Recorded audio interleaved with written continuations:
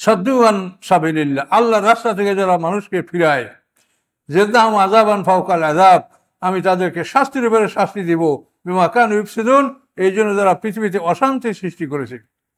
এই সেদাদ আমার ওই বইতে আসে, আমার এটা বোধ হয় 2 নম্বর বই না 3 নম্বর বইতে আসে, আহলে কিতাব কাফের হওয়ার জন্য 4টা বিষয়। ইন্নাল্লাযীনা কাফারু মিন আহলিল কিতাব, এই আহলে কিতাব থেকে যারা কাফের, কি বৈশিষ্ট্যের কারণে আহলে কিতাবরা কাফের হয়? 1 নম্বর হলো কিতমান, 2 নম্বর সেদাত, 3 নম্বর ইলহাদ, 4 নম্বর মুদাহানাত। এটা আমার ওই আলাদার বই পড়বেন, এগুলা প্রত্যেকটা বই পড়লেই আপনি একটা পড়লেই সব পড়তে মনে যাবে। কিতমান হলো সত্যকে লুকিয়ে রাখা, সেদাত হলো এই যে আল্লাহর পথ থেকে মানুষকে বাধা দেওয়া, ইলহাদ হচ্ছে আল্লাহর কালামের বাঁকা অর্থ করা, আর মুদাহানাত হচ্ছে বাতিলের সাথে আপোষ করা। এই 4টা বৈশিষ্ট্য যদি কোনো আলেমের মধ্যে থাকে সে হবে কাফের। কেতমান, সেদাত, ইলহাদ, মুদাহানাত। ব্যাখ্যা করতে তো অনেক সময় প্রয়োজন হয়। কেতমান হলো সত্যকে লুকিয়ে রাখা। সমাজে অনেক সত্য এখনো লুকায়িত আছে, সাধারণ মানুষ জানে না। এই সত্যকে লুকিয়ে রাখা, আল্লাহর পথ থেকে মানুষকে ফিরানো, এইটা কিন্তু মানে বড় বড় আলেমদের থেকে এটা হচ্ছে। সেটা কিভাবে দেখেন, আল্লাহর পথে প্রত্যেকটা মানুষকে তার নিজের চেষ্টা করতে হবে। এই যে বদলি হজ, এই বদলি হজের ব্যাপারে আমাকে আজকে একজন মশলা জিজ্ঞাসা করছে। যার সম্পদ আছে সে এখন অক্ষম কোনো রোগের কারণে বা যে কোনো কারণে, সে তার নিজের সম্পদ দিয়ে আর একজনকে তার হজ করতে বলবে, এটার নাম বদলি হজ। আর যদি সে এটা করে না দিতে পারে, সে যদি ওসিয়াত করে যায়, তাহলে সে ওসিয়াত করবে এবং এর জন্য সম্পদ পৃথক করে রেখে যাবে, যে এটা যেন বন্টন না হয়। এটা যদি সে করে যায় তাও তার বদলি হজ হবে। কিন্তু এগুলো সে কিছুই করে নাই। ছেলেমেয়েরা সম্পত্তির মালিক হয়ে গেছে। এখন ছেলেমেয়েরা বলে আমার আব্বাই তো হজ করে না, এখন আমরা হজ করবো। তো আপনার আব্বাই তো নামাজ পড়ে না, নামাজগুলো পড়িয়ে দেন। কি ধরে না যে আপনার আব্বাই নামাজ পড়ে নাই, তার নামাজগুলো আপনারা ছেলেমেয়েরা পড়েন, নামাজ রোজাগুলো রাখেন, হবে না? তো তা যদি না, তো হজটা কি করে হবে? কি বুঝতে পারছেন মশলাটা? এগুলি কিন্তু যারা ওই ফেরি করিয়ে বেড়ায়, এই উচিলে অনেক আলেমরা কামাই করে, যে কোন জায়গায় নফল হজ আছে, বদলি হজ আছে, এগুলো খুঁজে খুঁজে এক শ্রেণীর আমাদের মতো মৌলী সবরা বা চালাক মানুষেরা সমাজের, এগুলো খুঁজে খুঁজে এই ব্যবসা করে। তো বিষয়টা তাদেরকে জানতে দেয় না যে এই বিষয়টা আসলে কি। বিষয়টা হলো আপনি সক্ষম, আপনি মানে অর্থ করিতে সক্ষম, কিন্তু আপনার যাতায়াত করার ক্ষমতা নাই। এমত অবস্থায় আপনি কাউকে দ্বারা আপনার বদলি হজ করাতে পারে। এটা বদলি হজ আল্লাহ কবুল করলে করতে পারে। আল্লাহ রসুল থেকে এরকম অনুমতি পাওয়া গেছে। আল্লাহ রসুল কাছে এক মহিলা এসে বলে যে আমার আব্বার সম্পদ আছে, কিন্তু ওনার হজে যাওয়ার ক্ষমতা নেই, আমি কি তার পক্ষ থেকে হজ করবো? তো আল্লাহ রসুল বলে যে হ্যাঁ, তুমি করো। এই আল্লাহ রসুলের অনুমতি এবং আল্লাহ রসুল কোরআনের ব্যাখ্যাদাতা, এই জন্য এটা আমরা বদলি হজটার প্রথাটা আমরা জায়েজ বলি। তো এখন সিস্টেমটা বুঝেছেন আপনি, যে যার কাজটা সে যদি না করে যায়, তো এখন ছেলে পেলেরা হজ করলে হবে? তাহলে যদি তাই হয়, তা তার নামাজগুলো পড়ে নেন আপনারা, তার রোজাগুলো আপনারা রেখে দেন ছেলে মেয়েরা। তাই যদি না হয়, হজটা কি করে হবে? কাজে এগুলো বুঝে শুনে পারেন আপনি উমরা করবেন, নফল হজ করবেন, নিয়াত করে যে আমার আব্বা যেন সব পায়। আল্লাহ ইচ্ছা করলে সেটা তাদের আমলনামায় জমা করতে পারে। কোনো নফল ইবাদত, সৎকার, দান, খয়রাত পিতা মাতার জন্য আপনি করতে পারেন। কিন্তু এই যে ফরজের ব্যাপারগুলি, এগুলি কিন্তু সতর্কতার সহিত এগুলো আদায় করতে হবে। এখানে কিন্তু ওই আপনি কারো ফরজ একজনের ফরজ আরেকজন আদায় করে দিতে পারে না। আসেন, তো ওই কথাগুলো কি আপনারা বুঝতে পারছেন? কেতমান সত্যকে লুকিয়ে রাখা, তারপরে সেদাত আল্লাহর পথ থেকে মানুষকে বাধা দেওয়া, ফিরিয়ে রাখা। এই যে দেখেন আমাদের দেশে যে সমস্ত মানুষেরা অন্ধভাবে পীরের অনুকরণ করে এবং অজস্র টাকা পয়সা তাদেরকে দেয়। পীরদের কি ব্যবসা আছে? তাদের কি কোনো মিল আছে, না কারখানা আছে, না গার্মেন্টস আছে? হাজার হাজার কোটি টাকার মালিক, এরা তো ধর্ম ব্যবসায়ী। আপনি প্রকৃত দিনের পক্ষে যদি কাজ করেন, তা আপনার যা আছে তাই থাকবে না। আপনার বাড়ি ঘর লুট হবে, বোল্ডোজার উড়ে দেওয়া আপনার বাড়ি। আপনার ইসলামের পক্ষে আপনি নিজে থাকলে আপনার কিছু থাকবে না। তো একজনে ইসলাম করিয়া সব শেষ করছে, নিজের মারি খাইছে, পিটান খাইছে, জেল খাচ্ছে, সম্পদ গেছে, বাড়ি গেছে ইসলামের জন্য। আর একজন ইসলাম করিয়া কোটি কোটি টাকা আয় করছে। এই দুইজনের বিচার যখন এক জায়গায় হবে, তখন আপনারা বলেন যে বিচারটা কি হবে তখন? যে এই লোকটার ইসলামের জন্য এই হলো ক্ষতি, আর তুমি ইসলামের জন্য কোটি কোটি টাকা কামাই করলা, তাহলে এই লোকটার ইসলামের ত্রুটি ছিল কি, আর তোমার ইসলামের গুণাগুণ কি ছিল সেটা বলো।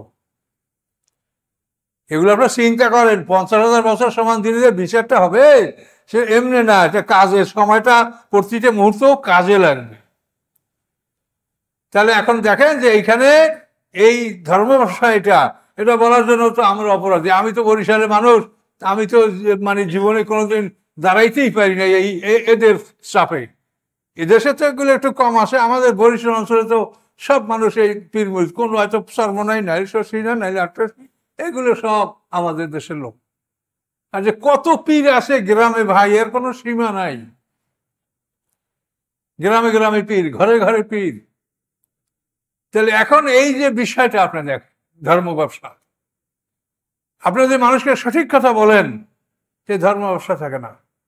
আমরা আমাদের বাল্য জীবনে দেখেছি যে রমজান মাসে মহিলারা কোরআন খতম করিয়া তারপরে হুজুরের কাছে 5টা টাকা বা 2টো টাকা পাঠিয়ে দেয়, আর বলে হুজুর আমার পরিবারের 1 খতম কোরআন হয়েছে খতম, এটা আপনি বকশিস করে দেন।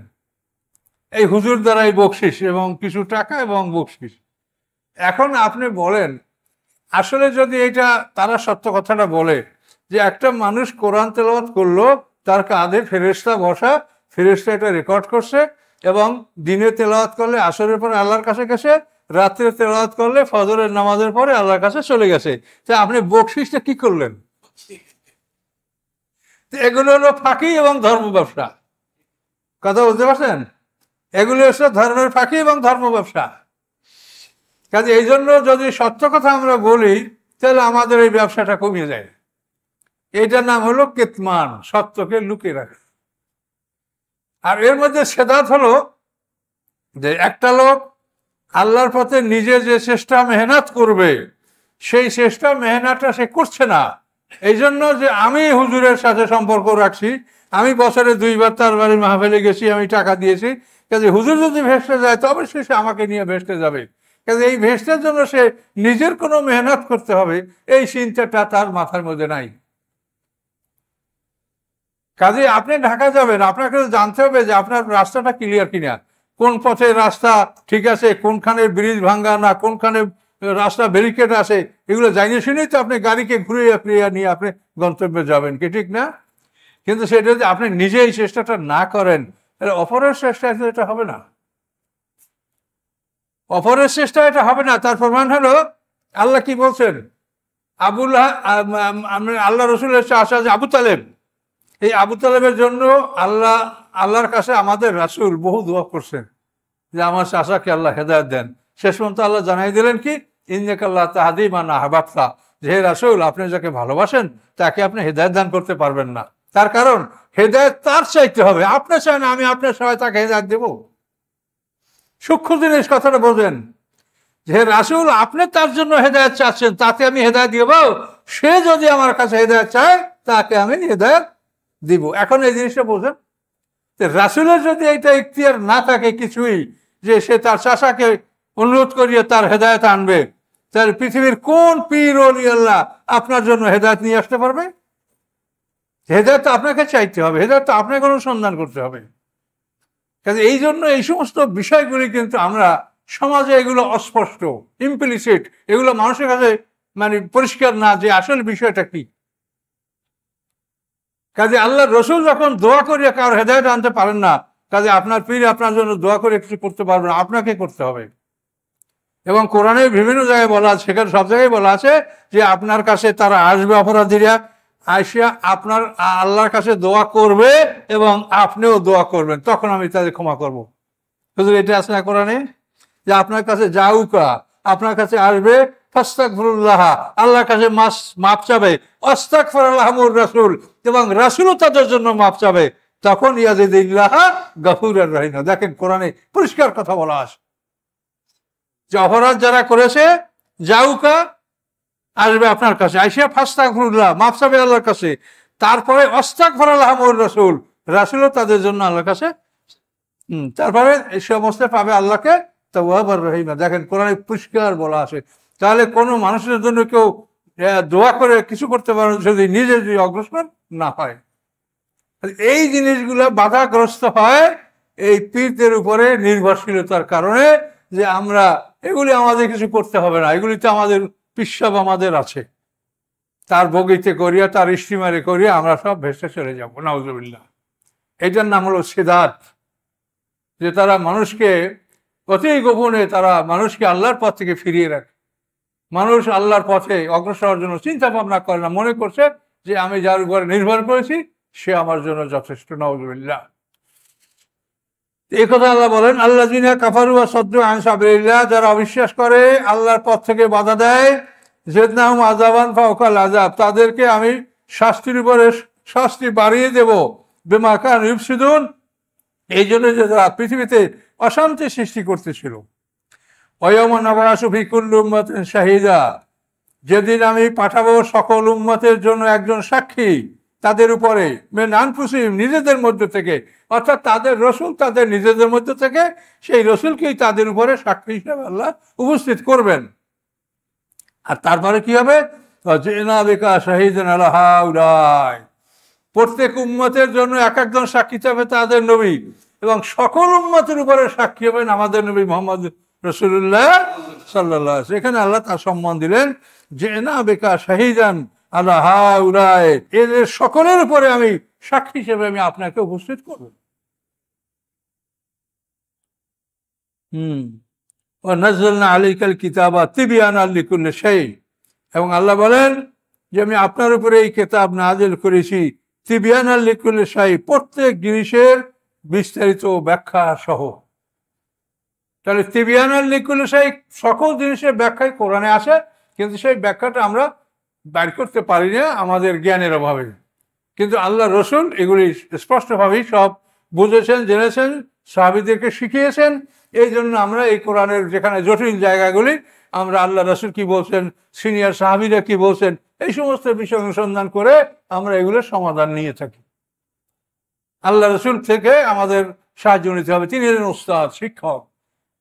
শিক্ষক ছাড়া যত ব্রেনি ছেলে হোক, শিক্ষক ছাড়া কি কোনো ছেলে একা একা ডাক্তার হতে পারে, ইঞ্জিনিয়ার হতে পারে? ডাক্তার ইঞ্জিনিয়ার যারা তো সব গোল্ডেন এফেলাস, তাই না? কিন্তু তাদের শিক্ষক ছাড়া হতে পারে না, হয়তো না। ডাক্তার ইঞ্জিনিয়ার এদের জন্য তো মানে হাজার হাজার শিক্ষক, তাদেরকে পিছনে কোটি কোটি টাকা ব্যয় করিয়া এই শিক্ষক তাদের লাগতেছে। তাই যদি লাগে তা আমাদের কোরআন বুঝতে শিক্ষক লাগবে না? কাজে এই শিক্ষক ছাড়া যারা কোরআন বুঝতে চায় তারা কিন্তু বিভ্রান্তির মধ্যে আসে। তাদেরকে যদি বলি যে রাসূল কি বলছে সেটা শোনেন, কালকে রাসূল তো কোরআনে যা আছে তাই মানছে, মানে আর রাসূলের কাছে নিজেদের জানতে মানে যাওয়ার কোনো প্রয়োজন মনে করে না। এটা কিন্তু গোঁড়ামি। রাসূল হলেন শিক্ষক, তার কাছ থেকে আমাদেরকে সমস্ত বিষয়গুলি জেনে নিতে হবে। এই জন্যই তো অনেকে খামখেয়ালি বলে যে কোরআনে 5 ওয়াক্ত নামাজ নাই, নাউজুবিল্লাহ মিন যালিক। আল্লাহ রসুল 5 ওয়াক্ত নামাজ কি নিজের ইচ্ছায় বা খামখেয়ালি করেছেন? কাজেই আল্লাহ রসুল কি করেছেন সেইটা হলো আমাদের জীবনের লক্ষ্য। রাসূলের আনুগত্য করার জন্য কোরআন পাকে আল্লাহ তাআলা 40 বার আদেশ দিয়েছেন। আতিউল্লাহ আতিউর রাসূল বলছেন 19 বার, আর শুধু রাসূলের আনুগত্য করতে বলছেন 21 বার। এই মোট 40 বার রাসূলের আনুগত্য করার জন্য আল্লাহ কোরআন পাকে আদেশ দিয়েছেন। তিবয়ানাল লিকুল্লি শাই, এখন আপনি তো প্রত্যেকটা জিনিসের ব্যাখ্যা কোরআনে পাচ্ছেন না। যাকাত কেমনি দিবেন পাচ্ছেন, নামাজ কেমনি পড়বেন কোথাও পাচ্ছেন কোরআনে ব্যাখ্যা নাই। এখানে এগুলি রাসূল থেকে আপনাকে নিতে হবে, এগুলি রাসূল থেকে আপনি নেবেন যার রাসূল কি করছেন। এখন আবার অনেকে বলে যে রাসূল তো আমাদের থেকে অনেক আগে পার হয়ে গেছে, আমরা কি করে বুঝবো যে এটা ঠিক না কি, রাসূল এটা করেছেন কিনা? এটা হলো শয়তানের আর একটা অস্ত্র। তার কারণ নবী রাসূলদের জীবনী কর্ম এটাকে আল্লাহ তাআলা সংরক্ষণ করেন। ওয়া তারাকনা আলাইহি ফিল আখিরিন সালামুন আলা মূসা ওয়া হারুন সালামুন আলা ইব্রাহিম। হ্যাঁ, এই যে আল্লাহ তাআলা কোরআনে বারবার বলেছেন যে মানে তাদের কর্মকাণ্ডকে আমি পরবর্তীদের মধ্যে আমি বজায় রেখেছি, চালু রেখেছি, যে কোরআনে বলা। কাজে নবী রাসূলদের জীবন চরিত্র এটার মধ্যে কেউ ভুল ঢুকাতে পারে না। তার কারণ কোরআন হলো কথা আর নবী রাসূলদের জীবন হচ্ছে কাজ। কাজে এই জন্য নবী রাসূলদের কথা ঠিক আছে কিনা বা তার আমল ঠিক আছে কিনা এইটা সন্দেহ করা এটা শয়তানি অসহজ। যেহেতু কোরআন বলছে যে তাদের জীবনটা আমি পরবর্তীদের মধ্যে তাদের জীবনী তাদের কর্মপন্থা এটা আমি পরবর্তীদের মধ্যে আমি প্রতিষ্ঠিত রেখেছি। কাজে এই জন্য রাসূলের আমলের উপরে সন্দেহ করতে হবে না।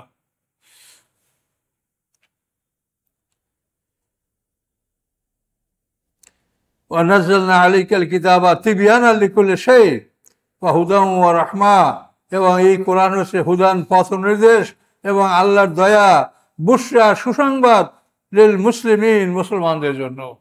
এই কোরআন মুসলমানদের সুসংবাদ। কোরআনে এত সুন্দর সুন্দর সুসংবাদ আছে, শুনলে আপনার প্রাণ জুড়িয়ে যাবে। জান্নাতের কত বড় নিয়ামতের কথা উল্লেখ আছে। এই যে আমাদের জীবনটা কত কষ্টকর জীবন এই পৃথিবীতে, কিন্তু জান্নাতের জীবনে এই কষ্টগুলি থাকবে না। খাওয়ার পরে পেট খারাপ হবে, গ্যাসের ট্যাবলেট খাও, এই রোগ সেই রোগ, কিন্তু জান্নাতবাসীদের কোনো রোগ ব্যাধি হবে না। খাদ্য খাদ্য আপনি পেট ভরে খাবেন, প্রস্রাব পায়খানার ব্যাগ হবে না, আপনি অনন্ত যৌবন নিয়ে বসবাস করবেন, স্ত্রীর হবে চিরকুমারী। কাজে এমন সব নিয়ামতের কথা আল্লাহ জান্নাতে উল্লেখ করেছেন এবং আল্লাহ সত্য বলেন। এবং তার এতই ক্ষমতা, তিনি কুন বললে ফায়াকুন। এই মহাবিশ্ব যেটা সম্বন্ধে মানুষ কল্পনাই করতে পারে না যে কত বড়, তা আল্লাহ বলে এটা আমার জন্য কিছু না, আমি যদি কুন ফায়াকুন। এত বড় ক্ষমতা যারা আছে সে আপনার আমাকে জান্নাত দিবে, তাতে কোনো অসুবিধা আছে? কাজে এরকম সারা পৃথিবীর মানুষ, এরকম শত পৃথিবীর মানুষকে তিনি জান্নাত দিতে পারেন, তাতে তার কোনো অসুবিধা নাই, কোনো অভাব নাই, কোনো কিছুই না। তিনি কুন বললে ফায়াকুন। এত বড় ক্ষমতার মালিক আল্লাহ। তো আপনাদের কাছে অনুরোধ, আপনারা জীবনের বাকি সময়টা ভালো পথে ব্যয় করেন, কোরআনের পথে সময়টা ব্যয় করেন, আল্লাহ রহমত করবে।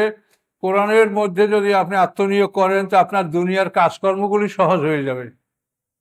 আপনি যদি কোরআনের পিছনে সময় ব্যয় করেন যে দুনিয়ায় কাজকর্ম যেগুলো দেখবেন এগুলোর জটিলতা থাকবে না, জটিলতা কমে যাবে, সহজেই আপনার পারিবারিক কাজ বা দুনিয়াবী কাজ এগুলা। আমরা যারা এত বাইরে থাকি, ঘোরাফেরা করি, আমাদের সংসারে কি এমন কিছু এলোমেলো আছে? কিছুই নাই। দেখবেন সবই আপনার সংসারের যারা 24 ঘন্টার সংসারের পিছনে খাটে তাদের সংসারটা আছে যা, আর আমরা পিছনে 1 ঘন্টাও সময় দিতে পারি না, আমাদের সংসারটাও ওরকমই আল্লাহ রাখছে। আলেম ওলামা যারা ভালো মানুষ তাদের সংসারটা ওরকমই রাখছে, আল্লাহ বরকত দিবেন। কাজে এই জন্য আপনারা কোরআন পড়বেন, আমাদের লেখা বই পুস্তক পড়বেন। আমরা বহু চেষ্টা গবেষণা করে বই পুস্তক লিখেছি, ইনশাআল্লাহ এগুলো পড়লে আপনারা জ্ঞান পাবেন। আস্তাগফিরুল্লাহ আল্লাযী লা ইলাহা ইল্লা হুয়াল হাইয়ুল কাইয়্যুম ওয়া আতুবু ইলাইহি লা হাওলা ওয়ালা কুওয়াতা ইল্লা বিল্লাহিল আলিয়্যিল আযীম। আল্লাহুম্মা সাল্লি আলা মুহাম্মাদিন ওয়া আলা আলি মুহাম্মাদিন কামা সাল্লাইতা আলা ইব্রাহিম ওয়া আলা আলি ইব্রাহিম ইন্নাকা হামিদুম মাজিদ। আল্লাহুম্মা বারিক আলা মুহাম্মাদিন ওয়া আলা আলি মুহাম্মাদিন কামা বারাকতা আলা ইব্রাহিম ওয়া আলা আলি ইব্রাহিম ইন্নাকা হামিদুম মাজিদ। আমি ওই যে 4টা পয়েন্টে 2টা পয়েন্টের মধ্যে কথা বলা বাকি রয়েছে নাকি? 3টা বলেছেন। কেতমান সেদাত ইলহাদ মুদা। ইলহাদ হলো আপনি যে লহত কবরের খবর শুনছেন, লহত কবর মানে কবরটা সমানভাবে খোঁড়ার পরে এটাকে ডান দিকে কাট করে দেওয়া, যাতে মুদ্রা শুইলে কেবলামুখী হয়। মানে ইলহাদ মানে বাঁকা করা, এক কথা। কোরআনের বাঁকা অর্থ এটা কিন্তু ব্যাপকভাবে সমাজ আছে। অবতাগিল ওসিলা, আল্লাহ বলছেন তুমি ওসিলা ধরো, আর ওরা বলে অবতাগিল ওসিলা মানে পিঠ ধরো। কুনু মা সাদিকিন, আল্লাহ বলছে সত্যবাদীদের সাথী হও, আর ওরা বলে পিঠ ধরো, পীর আর সত্যবাদী। এগুলো সব ইলহাদ, এগুলো বাঁকা অর্থ, আল্লাহ এগুলো বলেন নাই। কুনু মা সাদিকিন 3 জন সাহাবীর কথা বলা হয়েছে যারা তাবুক যুদ্ধে যায় নাই কিন্তু মিথ্যা বলে নেই। 50 দিন পর্যন্ত তাদের তওবা মুলতবি ছিল, 50 দিন পরে তাদের তওবা কবুল হয়েছিল। সূরা তওবায় মর্মান্তিক ঘটনা। সেই 3 জন সাহাবী, হেলাল ইবনে উমাইয়া, তারপরে মেরার ইবনে রবিয়া, কাব ইবনে মালিক, এই 3 জন সাহাবীর ব্যাপারে বলা হয়েছে কুনু মা সাদিকিন, এই সত্যবাদীদের সাথে তোমরাও সত্যবাদী হও। কাজে এই সত্যবাদী এগুলি কি যদি বলে যে মানে কুনু মা সাদিকিন মানে পীর ধরো, এগুলো ইলহাদ। আর মুদাহানাত হলো বাতিলের সাথে আপোষ। আমাদের সমাজে যারা আমরা ধর্মে বিশ্বাসী বা আমরা আলেম, আমাদের মধ্যে ব্যাপকভাবে এই ত্রুটিটা পাওয়া যায় যে আমরা মানে বাতিলের সাথে আপোষ করিয়ে নিজেদের কাজকর্ম, চাকরি, ব্যবসা ঠিক রাখি। এগুলি কিন্তু মারাত্মক অপরাধ। আল্লাহ বলছেন জালেমদের দিকে বিন্দুমাত্র ঝুঁকবে না। দেখবেন এক শ্রেণীর আলেম পিছনের সময় তারা মানে খুব সুখ শান্তিতে ছিল, বাতিলের সাথে আপোষ করে চলেছে, আবার এখন আসছে, এখন আবার তারা মানে অল্পের মধ্যেই তারা রং পাল্টাই আবার এদের সাথে মিশে থাকতে পারবে, মানে এদের কোনো বিপদ নাই, এরা যখন যেমন তখন তেমন। এটা হলো বাতিলের সাথে আপোষ করা, এটা কুফরি পর্যায়ের গুনাহ। কোরআনে আল্লাহ পরিষ্কার বলেছেন, ওয়াদ্দু লাউ তুদহিনু ফায়াদহিনুন, ওয়াদ্দু লাউ তুদহিনু ফায়ুদহিনুন। তারা চায় যে আপনি যদি তাদের সাথে আপোষ করেন তো ওরাও আপনার সাথে আপোষ করবে। কিন্তু আল্লাহ বলেন কি, ওয়ালা তারকানুল্লাযিনা যালামু, বিন্দু মাত্র ঝুঁকবেন না, আপনি সোজা থাকেন। ফাসতাকিম কামা উমিরতা ওয়ামান তাবা মা'আক, একেবারে সোজা থাকতে হবে। কিন্তু আমরা সোজা থাকি না, আমরা একটু বিপদ দেখলেই বাতিলের সাথে মিশে আমরা আমাদের স্বার্থ হাসিল করি। আর যারা বাতিলের সাথে মিশে নাই তারা হয়তো দু একবার জেল খাটছে, না একটু কষ্ট হয়েছে, কিন্তু তারা তো মরে যায় না, মরে গেছে। বাতিলের সাথে আমরা যারা আপোষ করি নাই, আমি এই সরকারে 2 বার জেলে ঢুকেছি। আমি কোনো রাজনীতির সাথে জড়িত না, তারপরও আল্লাহর কোরআনের কথা বলার কারণে এই বিপদ আমারও হয়েছে। কাজে এখন এই বিপদ হওয়ার জন্য কি আমি ধ্বংস হয়ে গেছি? আর যারা এই সুযোগ সুবিধা গ্রহণ করছে তারা কি খুব ভালো আছে? আমি তো দেখছি যে তারা আমার সাথে দেখা হইলে তারা সাহস করে কথা বলতে চায় না, মুখটা তাদের নিচু হয়ে যাচ্ছে। তারা বুঝতেই পারছে যে হুজুর আমাদের কি বলবে। কাজে আপনি আমার সামনে নত হওয়া বা একজন মুরব্বীর সামনে আপনি লজ্জিত হওয়া, এটা তো বড় কথা না। আপনাকে লজ্জিত হবে আল্লাহর কাছে, আল্লাহর কাছে লজ্জিত হয়ে তওবা করতে হবে। কাজে বাতিলের সাথে আপোষ যদি আপনি না করেন, আপনার সাময়িক বিপদ হতে পারে, কিন্তু আপনি ধ্বংস হয়ে যাবেন না, আপনাকে বাঁচিয়ে রাখবে। এই যে যারা ইসলামের পক্ষে ছিল তারা কি কেউ ধ্বংস হয়ে গেছে? তাদের তো আল্লাহ বাঁচিয়ে রেখেছেন, হয়তো কষ্ট হয়েছে। কাজেই আপনি বাতিলের সাথে আপোষ করেন না, এটা আল্লাহ নিষেধ করেছে। আপনি আল্লাহর উপর নির্ভর করেন, আপনি ধ্বংস হয়ে যাবেন না। আর মৃত্যু তো অনিবার্য, যদি মৃত্যু আসে তো মৃত্যু আসুক, কি অসুবিধা আছে? কাজে এগুলো বুঝতে হবে যে আল্লাহ কোরআনে এগুলো বলেছেন, বাতিলের সাথে আপোষ করতে আল্লাহ নিষেধ করেছেন। ওয়াদ্দু লাউ তুদহিনু ফায়ুদহিনুন। তাহলে কয়টা কথা হলো? কেতমান, সেদাত, এলহাত, মুদাহানাত। সত্যকে গোপন করা, আল্লাহর পথে মানুষকে বাধা দিয়ে মানুষকে ফিরানো, কোরআনের বাঁকা অর্থ করা, আর বাতিলের সাথে আপোষ করা। এই 4টি অপরাধ হলো কুফরি পর্যায়ের গুনাহ, এবং এই অপরাধগুলি আপনারা আম পাবলিকে করতে পারবেন না, এটা করলে আমরা করতে পারবো, আলেমরা। এই জন্য এটার জন্য মারাত্মক অবস্থা।